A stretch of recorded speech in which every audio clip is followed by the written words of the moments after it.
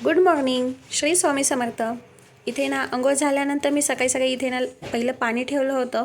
पाणी पिले आणि त्यानंतर ना मटकीच्या भाजीला पण फोडणी दिली. सकाळी डबा द्यायचा असतो त्यामुळे लवकर स्वयंपाक करावा लागतो.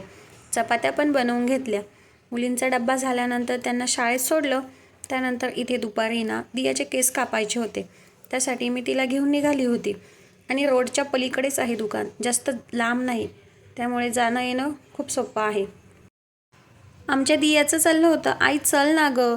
तिचं सकाळपासून तेच, आई केस कापायला कधी जायचं आहे. पण घरातले कामं आवरल्याशिवाय कुठे जाणार ना आई तिला घेऊन. कामं आवरले आणि मग मी तिला घेऊन गेले होते. त्यानंतर तिला बोलली, बाळा तू झोप, पण तिचं काही ते मनावरतीने घेतलंच नाही झोपेचं. आणि हे आंब्याचं झाड आहे ना, आमच्या गॅलरीमधून आंबा तोडता येतो, ही कैरी तोडता येते, खूप जवळ आहे.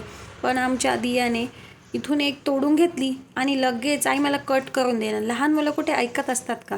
शेवटी थोडंसं तिने एक घास का होईना पण खाऊनच घेतलं. त्यानंतर इथे ना शालिनी ताईंना निघाल्या होत्या, त्यांना जायचं होतं. तर दिया त्यांना दरवाजाच्या कडेने डोकून बाय बाय करत होती. त्या पण तसंच करत होत्या. त्यानंतर त्यांनी बाय बाय केलं आणि त्या निघाल्या.